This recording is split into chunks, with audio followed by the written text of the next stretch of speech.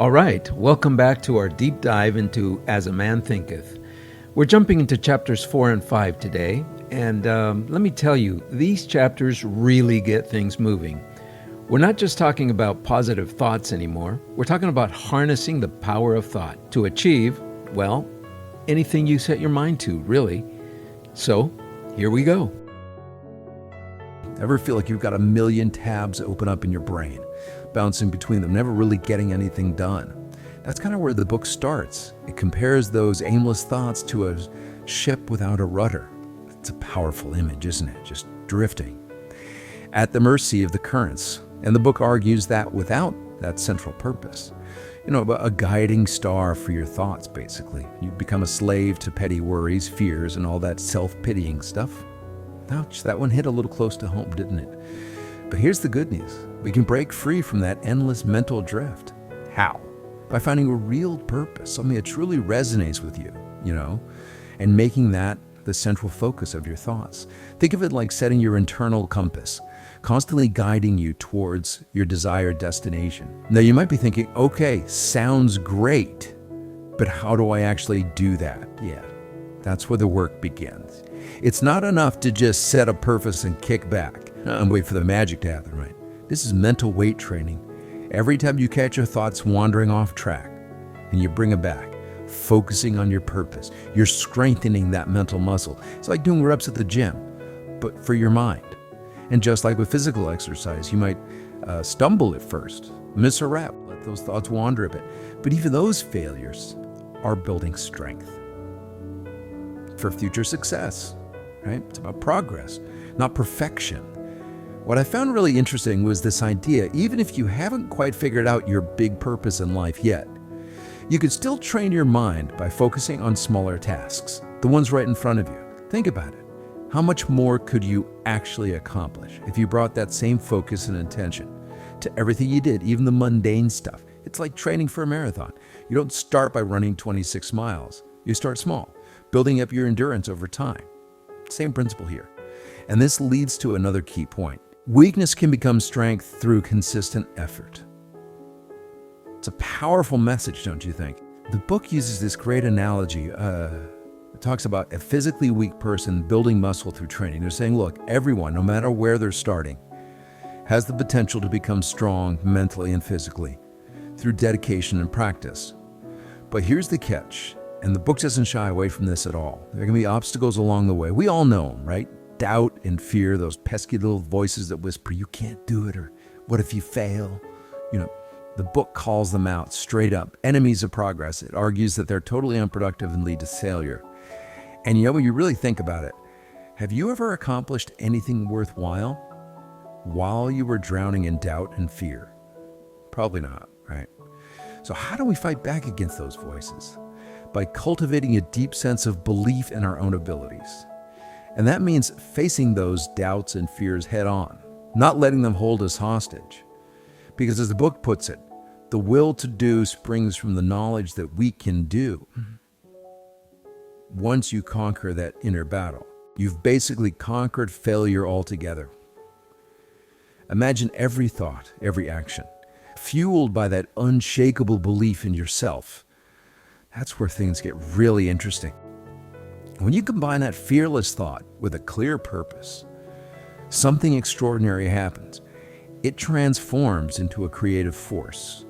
And this is where it starts to get a little mind-blowing. We're talking about your thoughts literally shaping your reality.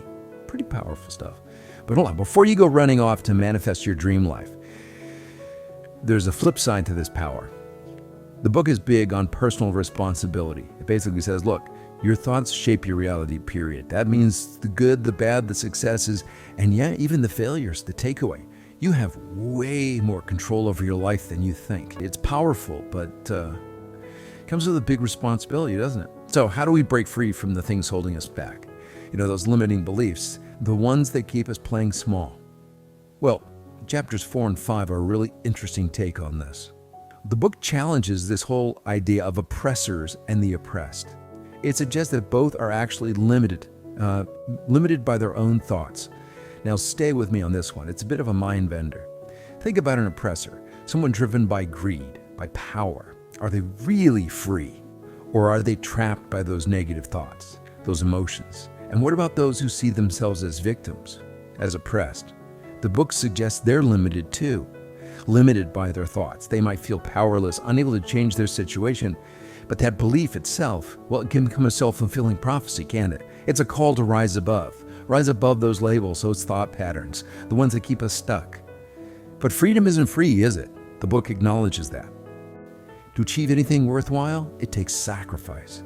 And the bigger the goal, the greater the sacrifice. It specifically talks about sacrificing what it calls confused animal thoughts. And what does that even mean? Well, think about it. Those impulsive, self-centered thoughts, the ones that tempt us to take the easy way out or to give up on our dreams. Those are the confused animal thoughts we need to tame. We've all been there, right? That voice in your head that says, hit snooze. You know you should be getting up for that run or just one more episode when you have a deadline looming. It's about making a conscious choice to elevate our thoughts, focus on what truly matters, and make decisions that align with our goals. And trust me, I know it's not always easy. It takes practice. But here's the thing, the rewards. They're worth the effort. Whether your goal is material success, intellectual growth, or even spiritual fulfillment, the principles are the same. It all comes down to directing your thoughts with clarity, purpose, and unwavering resolve, building those mental habits that support your goals, and letting go of the ones that sabotage your progress. There's this one passage in the book that really stuck with me. It says, "Thought allied fearlessly to purpose becomes creative force." Let that sink in for a minute. Our thoughts, when combined with a clear vision and the courage to pursue it relentlessly, can literally shape our reality. We become the architects of our own lives. But here's the catch. Achieving success. Well, that's one thing. Maintaining it, that's a whole other ballgame. We've all seen it, haven't we? People achieve great things only to see it slip away because they stop doing the things that got them there. It's a reminder that success isn't a destination. It's an ongoing journey. We have to stay vigilant and keep cultivating the right thoughts, even after we've reached our goals. What does a man really gain if he succeeds in winning the whole world, but loses his own soul? It's a question that gets to the heart of what true success means. It's easy to get caught up in chasing external achievements, wealth, status, power. But those things are fleeting, aren't they? True, lasting success comes from aligning our thoughts and actions with our deepest values and aspirations, living a life of meaning and purpose, a life that's in harmony with who we truly are. That's the kind of success worth striving for, true success. The kind that really resonates deep within us. It comes from something much deeper. It comes from aligning our thoughts and actions with our core values, with our deepest aspirations. It's about living a life of purpose, a life of meaning, a life that's in harmony with our souls, really. And that brings us right back to the core message of these chapters. Thought is the key. It's the starting point for everything. Whether we're talking about material success, intellectual pursuits, or even spiritual growth, the principles are the same. Think about it. What fuels our intellectual achievements? It's those thoughts dedicated to seeking knowledge, to uncovering truth. And what about those moments of deep connection, inner peace, those spiritual achievements? They come from cultivating pure, unselfish thoughts, noble thoughts. So we're not just shaping our external world with our thoughts, we're shaping our inner world too. And in the end, that inner world, our character, our values, our sense of purpose, that's what really determines the quality of our lives. You have more control over your thoughts and therefore your life than you might realize. It takes effort, it takes discipline, a willingness to challenge those limiting beliefs, the ones that whisper doubts in your ear. But you have the power. You have the power to choose the thoughts that shape your reality. Clarity of purpose is essential.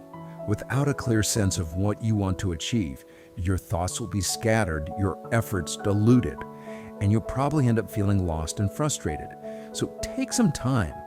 Really think about what matters to you. What are you passionate about? What impact do you want to make? Once you find that purpose, make it the central focus of your thoughts. Let it guide you. Guide your decisions and your actions. Don't be afraid to sacrifice. Sacrifice those thoughts and habits that are holding you back. It might be uncomfortable at first. Change often is. But letting go of the things that no longer serve you, those negative thought patterns, those unproductive habits, that's how you make space space for growth or progress. And finally, remember this. Achieving anything worthwhile takes effort, it takes perseverance. There will be setbacks, there will be challenges, times when you'll want to give up, but don't. Keep your thoughts focused on your goals and never give up on your dreams. So thanks for tuning into part 3 of the 4-part series on James Allen's book, As a Man Thinketh. In the next video, we'll dive into chapters 6 and 7, the final chapters of the book. And don't forget to subscribe to Blended Wisdom and visit blendedwisdom.life for more tools. And you can get a free copy of the book by James Allen, As a Man Thinketh, by checking the link in the description. See you in the next video.